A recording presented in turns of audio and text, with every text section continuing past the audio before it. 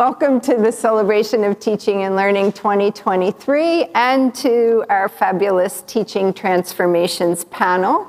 I'm Catherine Ross, the Executive Director of the Center for Teaching and Learning and the moderator for today's panel. We're delighted to be here with you and with our wonderful Teaching Transformations contributors who will share how their teaching has evolved since the pandemic. For those of you who aren't familiar yet with the Teaching Transformations Guide, we have a QR code there. I think you can see it. That will take you right to the guide, and you can also find out how you can tell your story and have it appear in the guide. It's never too late. As for our panel, you have a handout with the names of our panelists, but before we begin, I will invite them to briefly introduce themselves. We'll leave 15 or so minutes towards the end of the conversation for your questions. And a very important element of asking those questions is that we will have two microphone runners, Caitlin and Abby, who will bring you a microphone when you raise your hand to ask a question. And we ask that you use the microphone so that everyone can hear the question, as well as get it into the recording. After the panel concludes at 4, we'll move into the rotunda for the reception, where Provost Mary Boyce will be offering remarks starting somewhere around 4:15. We invite you to join us for refreshments. There's food, there'll be plenty of beverages to choose from.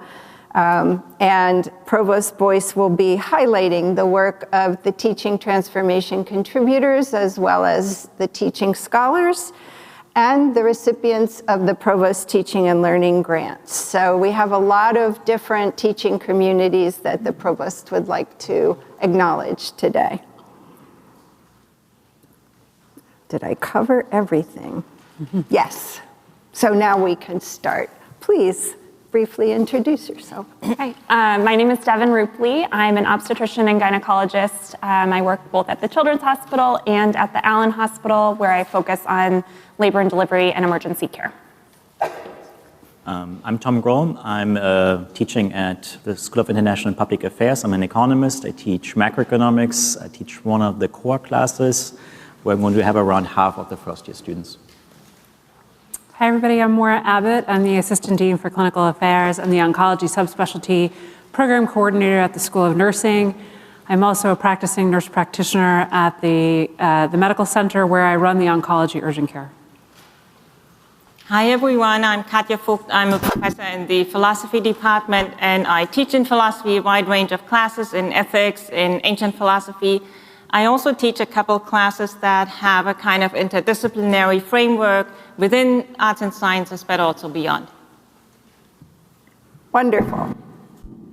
Let's get started. So the pandemic opened a window, or some might say forced open a window, for instructors to think differently about their teaching. For example, prioritizing student needs, leveraging technologies in new ways, and things like pass-fail grading. What did you see when you looked through that window? In what ways did your teaching evolve with what you saw happening? Okay, I will start off. I'm one of the core clinical teaching faculty in the OBGYN department, which means that I precept students on the labor floor and help guide them through their experience in learning about delivery and aftercare. And so when the pandemic struck, all of our learners had been sidelined, basically removed from clinical learning sites. So we lost all our second, third year students. They were sent home as we were focused on figuring out what was happening and saving PPE. And actually, I feel like I didn't transform my teaching. The students actually met the needs we needed at that time. So we started different service learning projects, and the students actually basically filled a critical role of need, where they basically reached out to all of our patients who, this was before telehealth was really a thing, and helped get our patients access to telehealth, as well as started many different service arms where they would call and check in with patients and triage and escalate those concerns to a faculty.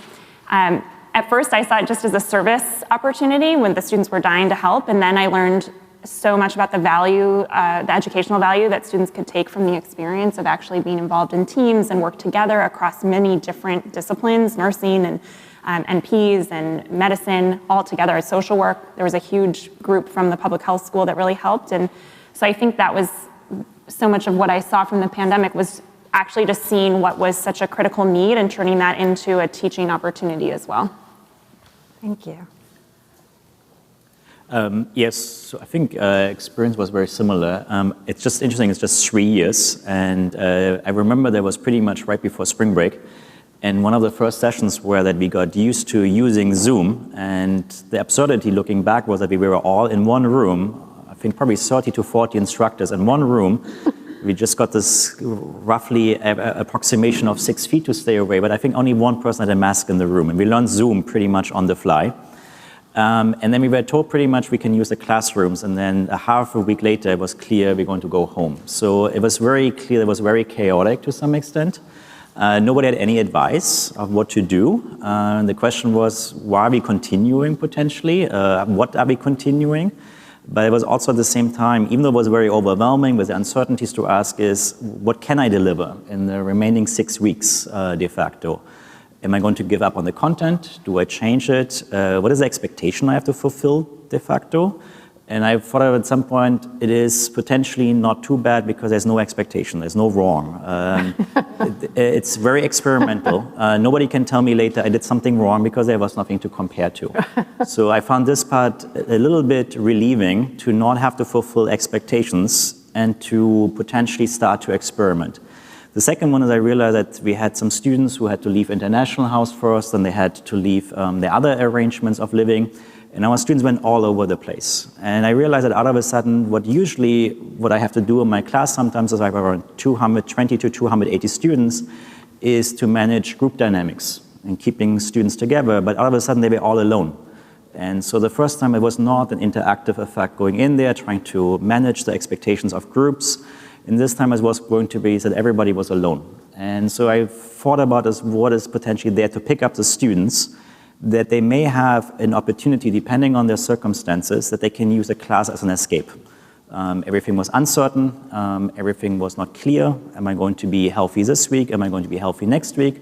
What about my relatives? So the idea was then to say is we're going to continue the material as it is, we're going to keep the level, and I'm going to offer it to the students, and I was very happy that the university said as we're going to go pass, no pass, is to take this as an opportunity to take a break from the rest, to not think about health issues, to engage with the material, and then to bring also obviously the challenges into the class. But what I did is actually I told students I'm going to reserve a certain amount of class to talk about the economic effects of COVID, but if you're not having the bandwidth right now, because we had an agreement to focus on the material, you can phase out in this moment. But if you're interested and have the bandwidth and you would like to have more information to incorporate this part. So that was actually worked out to some extent, trying to stay in contact, but recognizing that everybody was alone.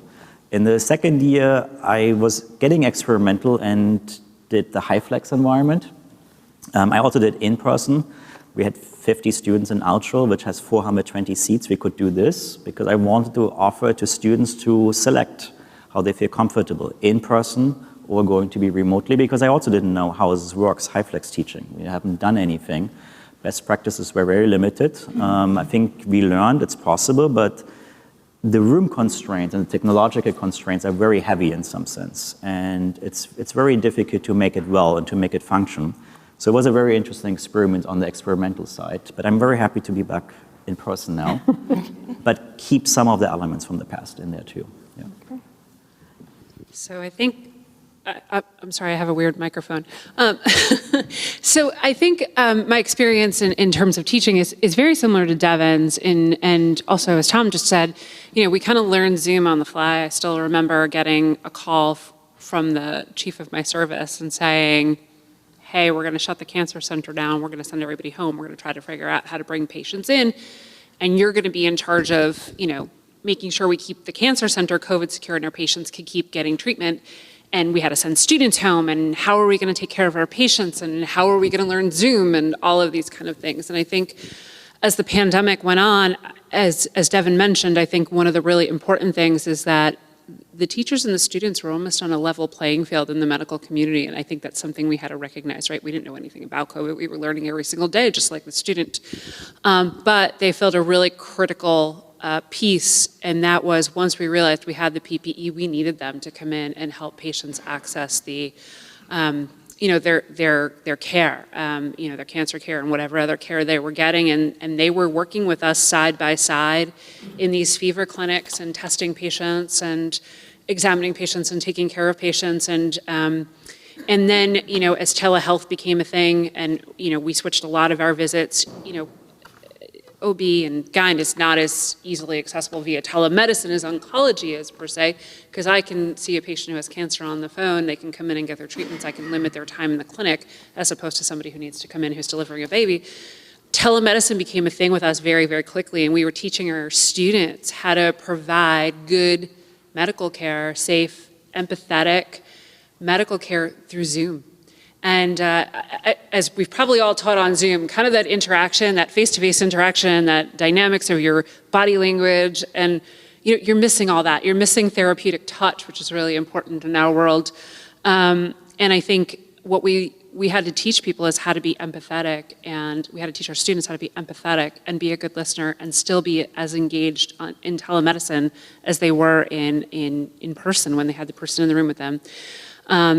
And so what I've taken from all of that is some of the scenarios that we changed to telemedicine because of COVID. We've continued to do that in practice.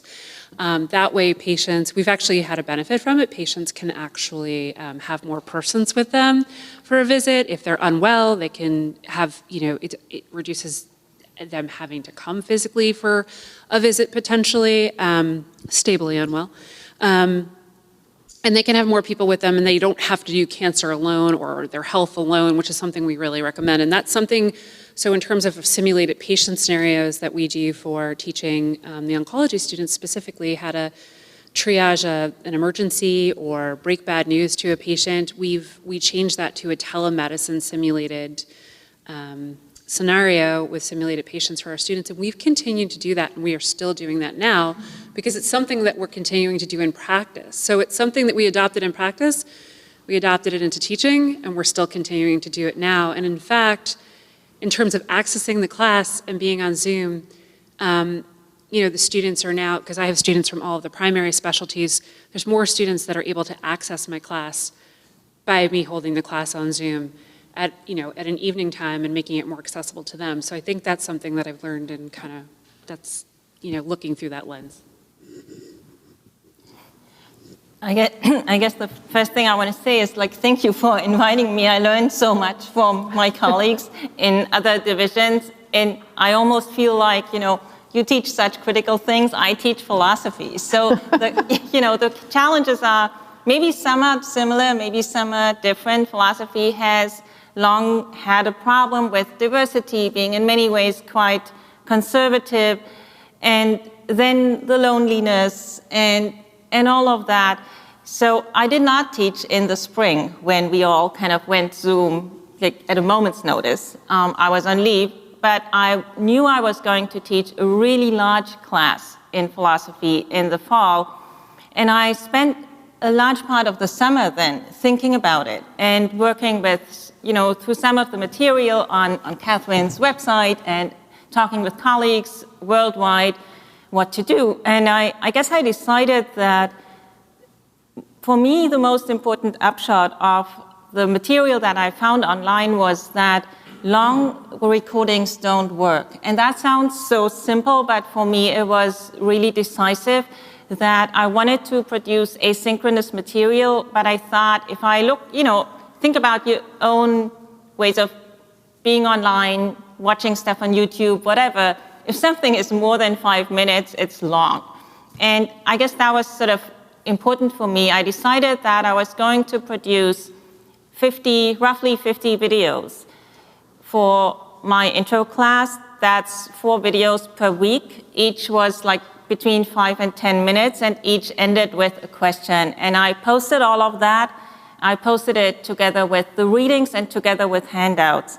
And I just decided I'm going to use this as an opportunity to finally flip the classroom and to have people come in with that preparation and also thereby be empowered. And one thing that struck me specifically was sort of, as much as we all missed the physical classroom also has a hierarchical architecture and so on. And all of a sudden, everyone is in this little Zoom box, and different people spoke. And that was, for me, incredibly important as a takeaway. How can I preserve this? How can I take away some of the things that I developed for this teaching during COVID, such that we do not lose this when we go back into the classroom? And yeah, so those were my, I guess that's maybe the most important thing. Some of the things that you mentioned really speak to me also about accessibility. Some of the students asked me, is it okay if I watch the video with my grandparents? I'm taking care of them. I'm like, yes, of course. And I think, as much as the time was really traumatic for many of our students and extraordinarily difficult, it can also be a lifetime memory to discuss philosophy with your grandma. And I just sort of tried to go with the flow and to embrace these opportunities. Wow. It's a really interesting feeling for me, and I hope for you as we go look backwards and process some of this. It's not conversations that we have that often, I think, and it's unexpectedly powerful, so thank you. Some of you have already alluded to how your students changed just during COVID, but also, I'd say, over these last 3 years, really. How have you responded to those changes in your students in your current teaching? And I know a couple of you mentioned things, but just feel free to highlight something that you're doing currently that's the result of the changes you saw in your students.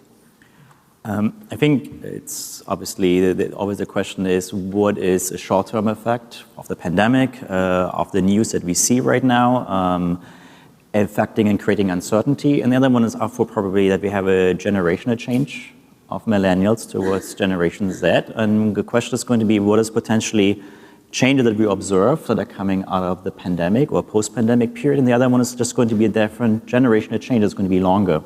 So I'm wondering about this the whole time because I see potentially some changes. On the one hand, I think everybody's relieved to be back in person.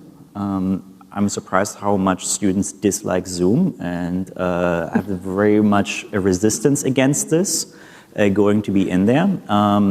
Also, on the other hand, is potentially sometimes is be feeling overwhelmed by the news outside and what is the structure that we're going to have. Obviously, some people say, oh, these are opportunities. Some other students think it's kind of overwhelming right now, and who has answers for me? And is addressing them potentially the instructors, and we say, well, we have the same challenges. And so how we're going to work with this one to be acknowledging this one. But I would definitely, from the pandemic, I think more about individual learning instead of just the group dynamics of setting them up and allow students in different ways to participate. There's still one thing I have not figured out. I liked, very similar to Zoom, the students who were participating were very different in the classroom, and the chat was kind of magical. I'm still trying to figure out a way of incorporate this chat into the class of people very often waiting to ask questions or just type in the question and the instructor can choose any time, and it's not that they feel disrupting the class flow. So definitely there's some element that we had benefits from the technology, still trying to work in and figure them out. Students seem to be liking recorded lectures for review, but it's also as an instructor making sure that they're still coming. So with Zoom, we very often had the feeling that students were not coming any longer. And obvious thing is I'm watching the reviews, but they did not do this necessarily. So now I actually have students who are coming to class, but they like the reviews because we just let the cameras run in the background. Room permitting, that's a different story. But we're going to have these opportunities right now to address different learning ideas and taking more complementary approaches like our online tools that we're using. But I definitely using the big motivation is trying to come over the in-person. and then targeting a bit more on different learning tools students. And I think it's going to be helping on the group dynamics, helping on the individuals, and potentially also addressing potentially some of the issues in the classes that we observe and acknowledge that we don't have answers to, which might be sometimes tricky for students to learn, that we are in the process right now. And also maybe to change something into perspective of how bad something is, or how bad it's perceived. Okay. I think it's interesting what you just said about being in person, because I think my own experience, and I think some of my colleagues' experiences, I'm looking out in the room, our students initially really didn't like Zoom. And that was, I mean, we understood it, that they had to be, and as time went on, it was, when are we gonna get off of Zoom and get back into person, and then Delta, then Omicron, and back and forth. And now I think the students have come to appreciate Zoom to a certain extent, especially in the graduate world where they have to have clinical hours, and that's something we've really struggled with in terms of, as the pandemic has sort of receded, and finding clinical placements for our students. And so, it's hard, we have to take any clinical placement we can get for our students so they can meet their hours. So it's really hard sometimes for them to have classes in person, say 2 days a week. And so, we've had to figure out how to, to meet the needs of them so they can meet their clinical hour requirements, but also participate in class. Like you said, it is different online. The people who participate online are different than those in person. And now that we've kind of come out of it a little bit more, I think now students are saying, well, can this be online, or can I have a Zoom or an in-person option, or can I have some asynchronous? And I think it's a little bit more of, I think the students are looking for a little more flexibility from us. I mean, again, my experience as a subspecialty and not a primary specialty director may be a little bit different because I have students, again, from all of the primary NP specialties, but I do find that students are looking for that flexibility, again, because we're still trying to make up, in some cases, clinical hours for students to meet their graduation requirements and licensing requirements. I think the other thing that is different about our students, especially those who were in school during the pandemic, I do think there's a level of trauma.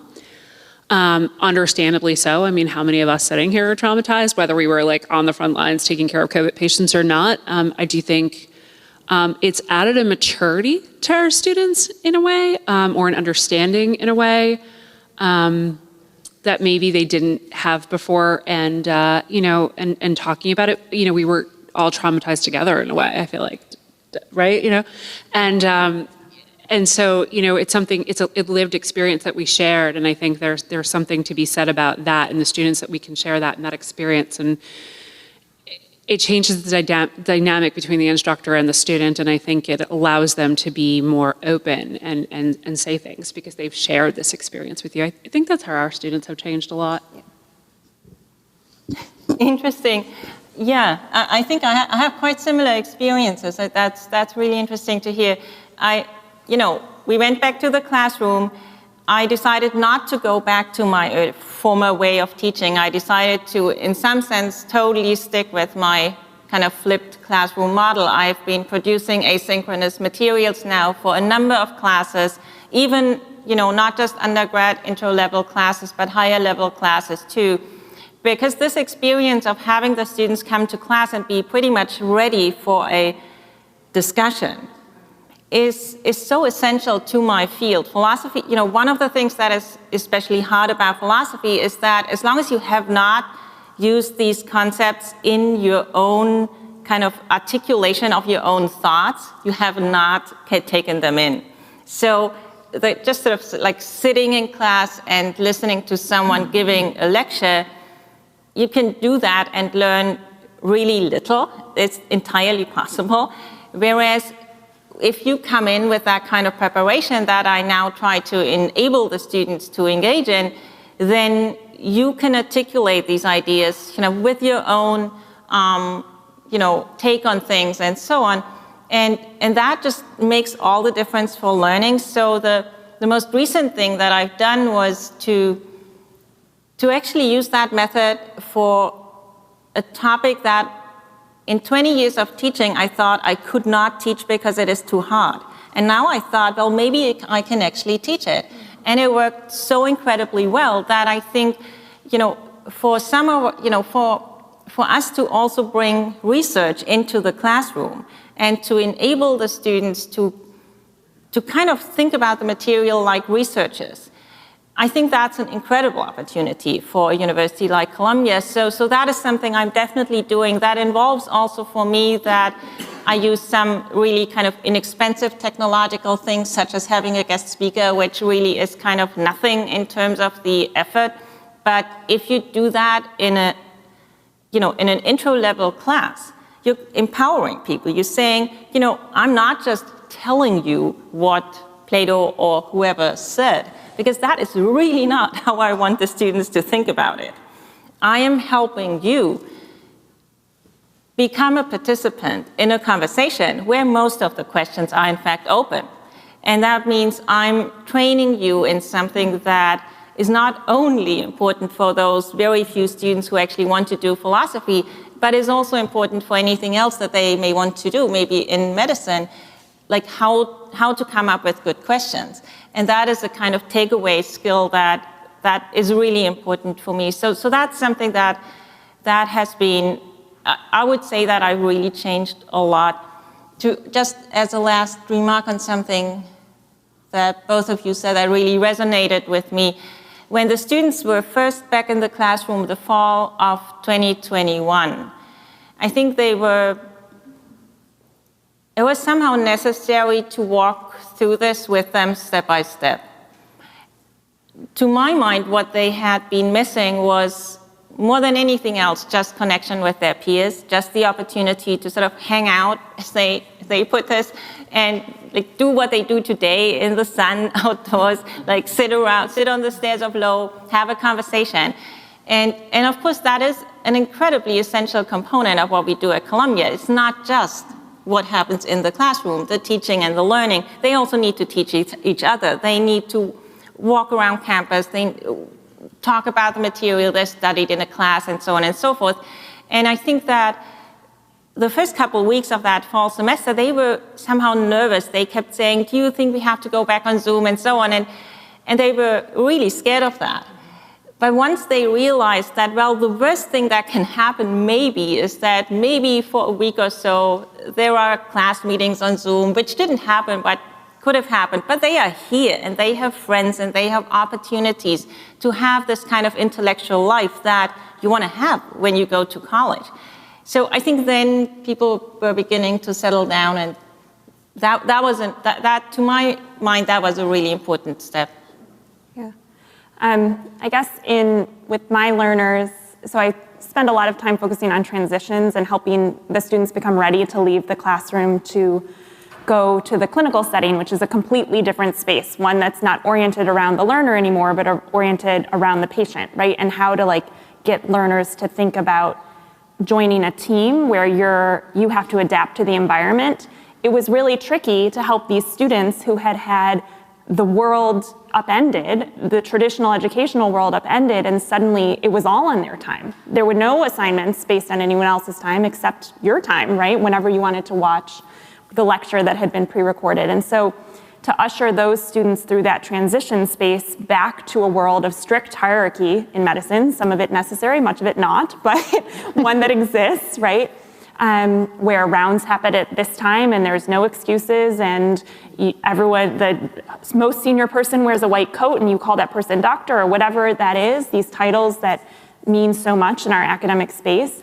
It was a big challenge to help our students come back because they had learned that it was possible to not have these structures of hierarchy, and that actually in some ways it was better, right? And so I really felt like and still feel that our learners are now more empowered to ask why. It doesn't make it easier to teach, especially if you live in these spaces where I'm existing in this hierarchical structure. But it makes me ready to say a lot more. I had to get comfortable with saying, I don't know, actually, or that's the way it is, and I don't like that answer, but this is how it is, but let's explore why, and how might that be related to patient safety, and how might it be related to just history of what has come before, right? And so now I'm more prepared at all points to know when I'm going into a setting to anticipate, what are they going to ask me about why we're doing it this way? Great. We talk a lot, and what we've been talking about is what has changed. But I also wondered if there's something that you have not changed in your teaching, perhaps something that is sort of core to your teaching and that has been able to see you through disruption. I'm very curious about that. I mean, I think that's an easy question for me to answer as a nurse, right? So I'm a nurse practitioner. I take care of patients with cancer. I teach students how to take care of patients with cancer or pediatric patients in my other hat. And I think what stayed the same is the fact that no matter what the world looks like, no matter what is going on in our healthcare system, in our education, in our universities, that at the end of the day, for me, the most important thing is that they understand that when they are finished their education, regardless if they learned how to take care of a patient on telemedicine or in person or in simulation, that they are responsible for somebody's life, that they are responsible for quality of care, that they are responsible for that person, not just that person's disease. I think that is the kind of quintessential piece of what it is that we do as nurse practitioners is, promote our patients and their health. And I think, again, you can teach that in any forum when the world has gone completely upended. And I think, in a way, COVID brought, it was almost a little bit of a silver lining because the focus really became all about the healthcare system and the patients and the people that had access or didn't have access. And there was a real life lesson that helped us actually show what it is that we were trying to teach in a classroom. And I think that's something that fundamentally will never change, no matter, what happens going forward. So I think that's a pretty easy question from in our world. Yeah, I guess it is also a kind of easy question in philosophy. I think the core of what I want to do is I want to kind of help the students cultivate a mindset of inquiry, and that has a lot of dimensions. It has something to do with just how to question your beliefs, how you're not scared of questioning your beliefs. What are the methodology? How do you think about evidence and so on? How do you phrase questions? How do you think about the views that do not initially persuade you? How do you genuinely listen to other people when they come up with arguments that do not strike you as appealing initially, and so on and so forth? And I think part of this is that, as I mentioned before, most of our students in philosophy do not actually go into philosophy. Most of them become, for example, lawyers, or a lot of them actually go into medicine. And so we feel that what we teach the students has a lot to do with a kind of mix of values, of responsibility, and so on, but also understanding that, we teach these amazing students here, and it's their job to take on the big questions. And the big questions are really hard. So we want them to think about what's going on in the human mind, what is the universe, blah, blah, blah, all of these really difficult big questions. But we want them to do that with a kind of modesty, to see how hard these questions are, and that how they can contribute to something, but how they also need to listen to other people. I guess for me, the importance of transparency has not changed really, and actually became more important, so I could lean into it more about the challenges when we were all in these environments, not knowing what was happening tomorrow or the schedule the next day. That has been critical, especially to kind of show students, I think, especially in medicine, where it is so hierarchical, you kind of think of the physician as this being that is not you, right? But really, we're all on this journey, those that are training in medicine, to become this same type of provider. And being able to be transparent about the challenges that exist that are exactly the same for me as they are for the student, that I can't log on to Zoom sometimes, or that I'm also very tired at rounds at 5:30 a.m., whatever that challenge is, to make it so that I was a real person for the students was something that I think I always tried to do, but became more acceptable to do in the setting of all of the chaos that was here, and something that I really hold on to. And it definitely makes people feel uncomfortable sometimes, right? To be able to be like, oh, you still this is still a bad part of your life, right? But it helps prepare our learners for the reality that they're entering, which I think, that's our most important job, is to help our students succeed when they get out to whatever world they're choosing to enter. Well, for me, that was the hardest question. I'm still thinking about it because 3 years ago, we had to go under chaotic circumstances home. I had a whiteboard in one of our rooms. We had cats walking in the whole time. Our cats are still on Instagram, posted on social media. The students liked it so much. The next year, I was going high flex, which was also an experience. Last year was still the part as, do we have disruptions? Do we have no disruptions? And this year feels almost like as usual.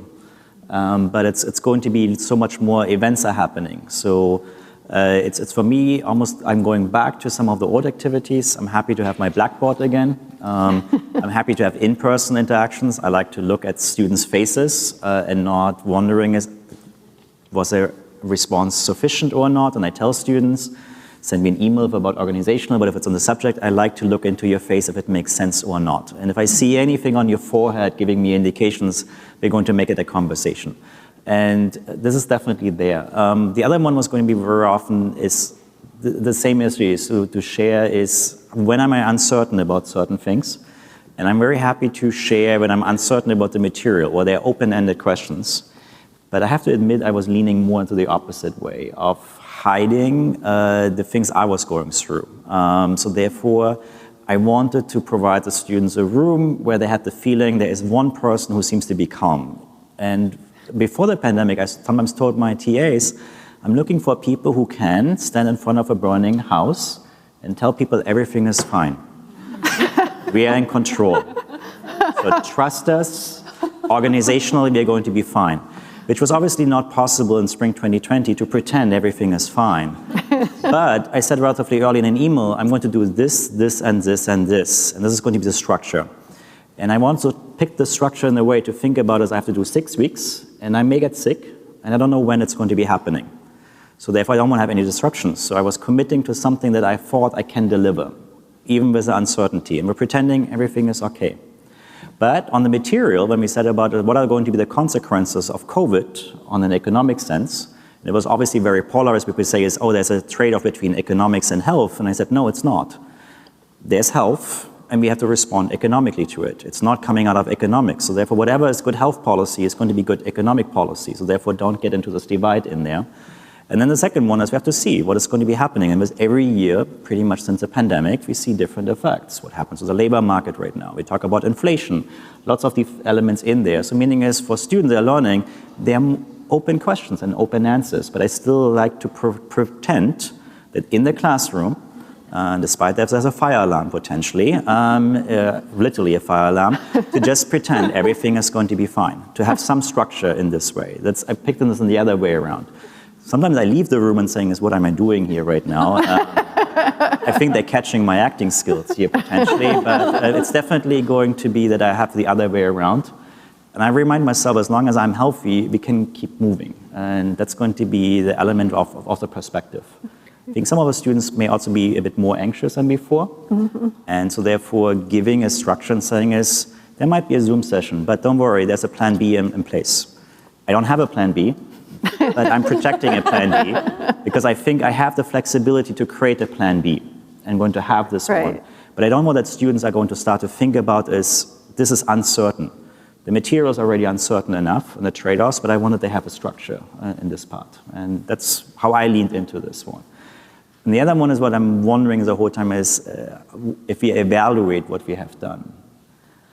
If it was good or bad. Was it good under the circumstances, or are there good things going towards forward? Because right now, lots of things we think anecdotally are working. But we also hear our students as well prepared as the previous generation. And that's an uncertainty that also goes around. I think it also creates anxiety for students. Are they being shortchanged compared to previous ones? Mm-hmm. And that's something where I'm still thinking and struggling about. Mm-hmm. Are we going to find the right responses to the current circumstances, or are we going to do actually better? And that's something I'm still thinking early, but it's something that makes me wonder the whole time. Fascinating responses. Thank you. Final question. how do you feel that you have changed as an instructor through these couple of years and all of these challenges? So personally as an instructor, that is not the easiest question. So, yeah, I guess, I mean, some of the things that my colleagues have already said about, transparency and kind of being in this together with the students, I think that is a change, that the students know that, none of us knew how this was going to go. And I think to some extent that is still true. We are still thinking through the consequences. We are thinking through what have we learned, what can we take into the future, what should we not continue. But also we are trying to understand the psychological consequences of the crisis, which my sense is are quite extensive. And so I think that sense of being in it together, that is maybe new, and that is a kind of personal dimension in the relation to the students, which is definitely there. I do think also that somehow the students have, it's not a thing one can say in general, but a kind of maturity of taking on the fact that life is hard and somehow we need to figure out how to deal with that. On the more positive side, I would say that in terms of my teaching and what I do in the classroom, I think I have become more ambitious because I've seen that with the kind of support and input and so on, that one can deliver, and that is, totally doable once you come up with your process of doing it. The students can somehow do a lot more. And I've seen written work at the beginning of the semester that otherwise I would have just seen at the end of the semester, and so on and so forth. And there I just think, well, if the students can do it, then I want them to do it.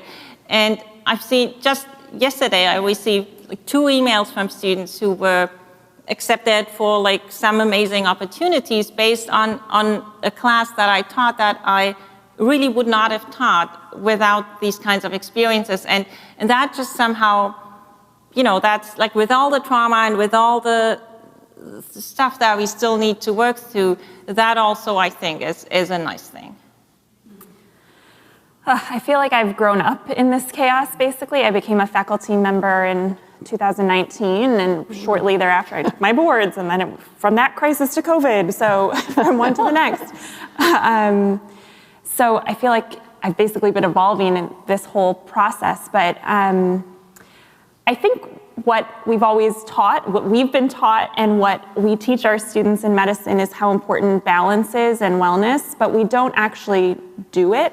So we tell them about it, but then we don't actually live it ourselves. And I'm struggling a lot, but I'm trying to lean in to find a way to live that myself now, especially in the constant crises, especially around reproductive health access. I feel like every moment I'm just either, facing a patient who had suboptimal care because of where they came from, or I'm watching Florida outlaw the ability to talk about periods in school. That's insane. And so to have not only my work be so intense, but to show up for the students and still be calm in front of the burning house, I'm trying to figure out how to actually live those boundaries that are so critical so that you can keep coming back again and again. So work in progress, but that's my goal. I think one thing is what other people have said is, but the other one is probably still the evolving part is before the pandemic, I was a bit always critical towards enthusiasm about technologies, of bringing them in.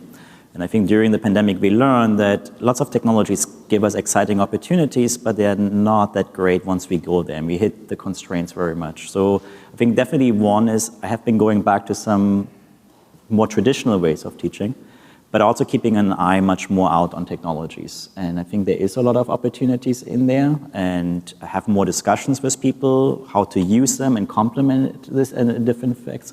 Therefore, I'm getting more curious about this part. but also going to be always thinking about is, does it make sense? And not just the hype, because with Zoom we got so excited and then the disappointment was huge. And we almost burnt it to some extent.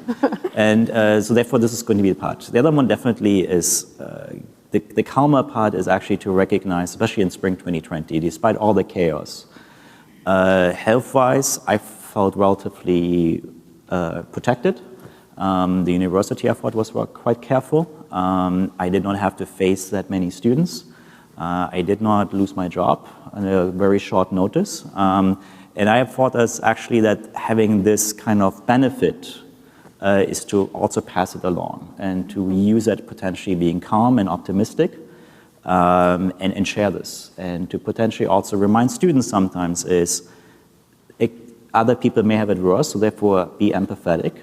Be humble, but also be outspoken of what you're going to have. Because very often people say, oh, I cannot compare my hardship to others. Or I don't want to share it because my problem sounds silly to others. And I've been saying this, no, you cannot compare this. You should not eat it up in yourself. Just share it and ask for breaks and sometimes. And I think also explore something that I go actually away from digital to discover hobbies that are more different and more old school to get actually breaks. I think we spend too much time potentially on the phones anyway, on the computers anyway. So therefore, it's kind of nice to focus a little bit more and create an environment that is focused on specific tasks and take these other stressors away. And even enjoy the nature, like nice weather. So things like that, and remind students to do it. And before the pandemic, I said very often to students, we have some students who are coming from different climate zones. In the winter, go to the botanical garden. They pretty much have there a greenhouse and it's warm there. So if you need this, go explore this one.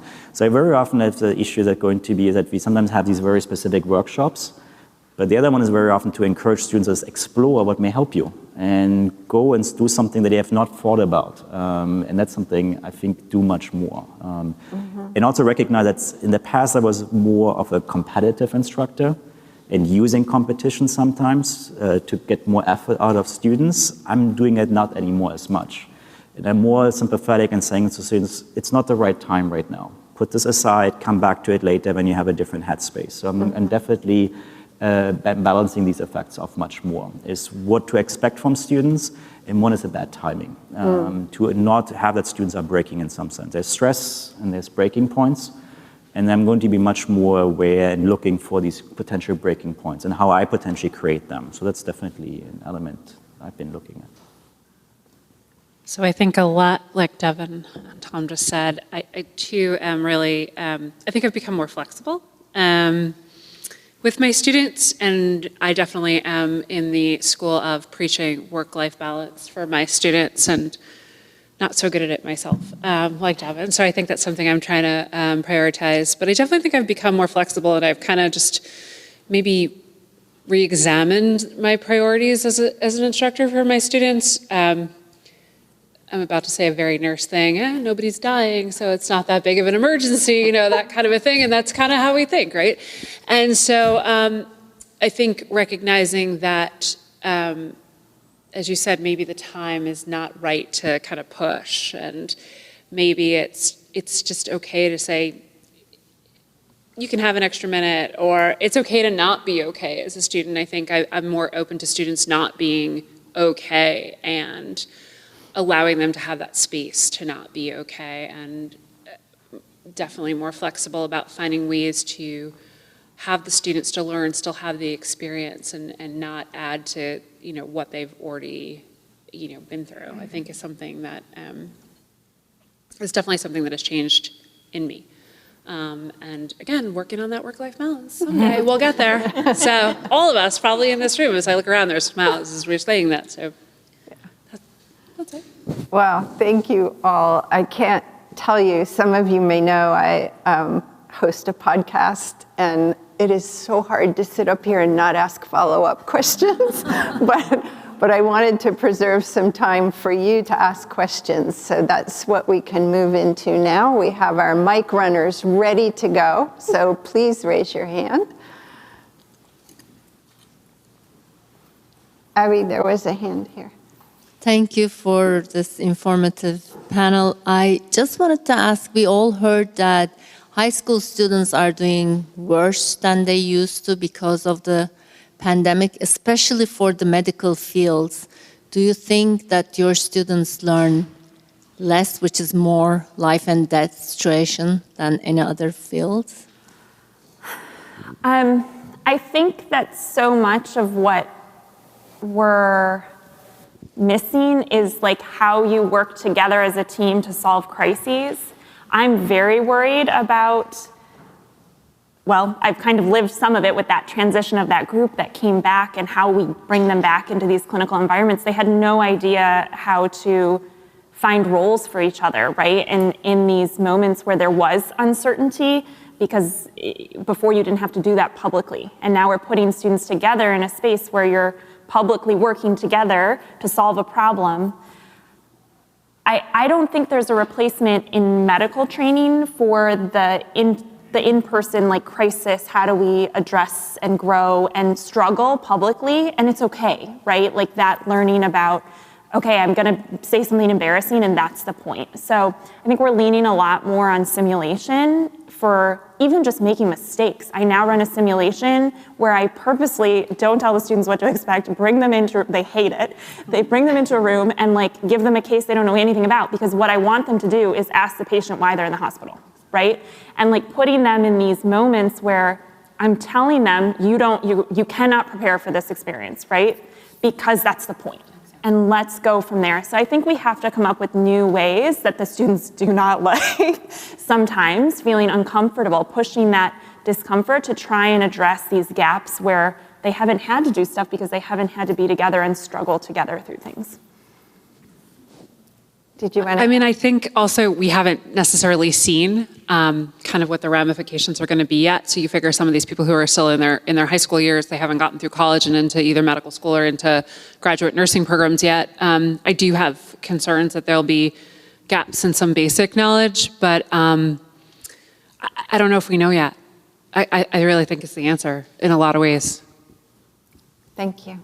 And we had a question. I want to thank the panel. This was just really wonderful. Your insights and what you shared, and what came through is your care for students and your empathy. So really fantastic. And I wanted to touch on something. The digital transformation for learning was ready long before the pandemic, and it was resisted. And then it happened very, very fast. And a few of you mentioned that you have kind of gone back to some traditional ways. So my question is, what would you like to see changed in the classroom? So how would you like classrooms to be different to respond to your more creative thinking about how to teach? We did a survey within the school. And we did a faculty survey. We had about 60% participation. We talked to the IT department, and we pretty much figured out that the technologies are there. One is going to be the ability and the willingness of faculty to learn these new technologies. The second one is to identify new technologies, to share. And the third one is going to be is how to make the classrooms ready. The issue was very often is potentially is how are we having the flexibility to change our classrooms, for example, at our campus. Going to a bit more in detail, in some of our classrooms, the TVs are hanging on the wall, and another ones are hanging from the ceiling. And it had to do with a cost tag of facility services. We have blackboards potentially. People ask the whole time for whiteboards. People want projector screens. So therefore, what we have done over time is we take these old classrooms kind of and change more and more things in there. And we never go back to the state one of how to design them. We fill everything into one classroom and assume that every classroom has to deliver the same things instead of specializing the classroom. So therefore, for some technologies, we have to think about camera positions. But the room is very deep. We have potentially lighting issues coming in on the blackboards. Audio problems are very often driven by the room itself. So one way potentially is to start to think about designating classrooms to certain teaching methods. We have the issue that some chairs are bolted to the floor. Therefore, meaning is how do I group exercises? I can't. It's awkward. It's coming in there. There are very good reasons for this, but we're going to have then potentially classes that would like to do group exercises, but they can't move the tables together. Other classes would like to use a blackboard much more, or they would like to use a screen and the blackboard, but the screen is right in the middle, cutting everything off, or we're going to have camera positions coming in. So it would be kind of, one of the takeaway messages from our survey that we were presenting to the school was to have a closer coordination of, for example, the Center of Teaching of Learning, CUIT, and facilities, and having faculty input and potentially design classrooms that facilitate some activities, but not all activities potentially coming in, and thinking about these classrooms much more in the structure right there. The biggest improvement I've experienced was with the lighting. Going to LED lightnings in some of our classrooms is just fantastic. It makes a big difference compared to the flickering lights and everything, but we still have issues with other elements right there. So I think it's definitely an element is where we as instructors want to go with these technologies and what we can actually do on the constraints. Active learning is a big part, but again, I cannot do it with the rows are bolted onto this one. I cannot do any form of online experiences in the classroom if there is no power on the tables. All of these elements right there. So I think where we could get, in some sense, issues is, am I refusing the digital transformations because I don't want to use them, or I realize I cannot use them in a way? And that's going to be where we are going to be, I think, in this point. And it's obviously very expensive. The question is, if we go this path, are we doing a better job than with the old paths? And that's going to be the question, I think, that is open. I think Katja would like to add to this. Well, as Catherine knows, I've been very active in that kind of domain in arts and sciences with a number of committees about teaching modalities, about just classrooms, and so on and so forth. And, you know, as you mentioned, there is a lot to think about. Let me add one dimension that hasn't yet been discussed in our panel so far. I think the whole kind of question of what are we asking of instructors is really a further issue. It is entirely possible for an individual instructor to put an enormous amount of work and thought and so on into one class. And I think many of us, really a lot of people, have done that. At the same time, people also are exhausted. From that, there's also a kind of emotional labor that goes along with it. While you are technologically innovating, you are also available to talk to students at times that have been unthinkable for office hours in the past. You know, later in the evening, or, you know, someone else is in China and you talk to them at a time that works for them, and so on and so forth. So faculty, I think, have put, at least a lot of faculty, put an incredible amount of care, thought, creativity, and really emotional energy into this. At the same time, I do think that sort of in the longer term there are limits. And for example, with respect to classrooms, we need to think about, can we pay an undergrad assistant who handles the technology so that the faculty member is actually available to talk to students who come in with questions rather than setting up the room. And because, you know, as much as a person may want to innovate how they teach with respect to technology, our prime responsibility is to be there for the students. And the moment I enter a classroom, I do not want to set up the technology, even though I happen to kind of quite like that. But in that role, as an instructor in the classroom, I want to be there to answer questions that students may have even before class starts or after class and so on.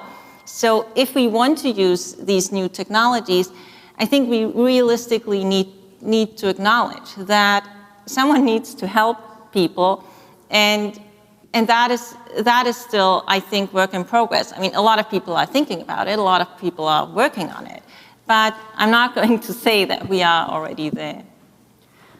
Well, on that note, we are going to have to draw to a close. However, please come into the rotunda and you will be able to talk with the panelists during the reception. So if you have a question, just hang on to it and grab somebody. Please join me in thanking our wonderful panel.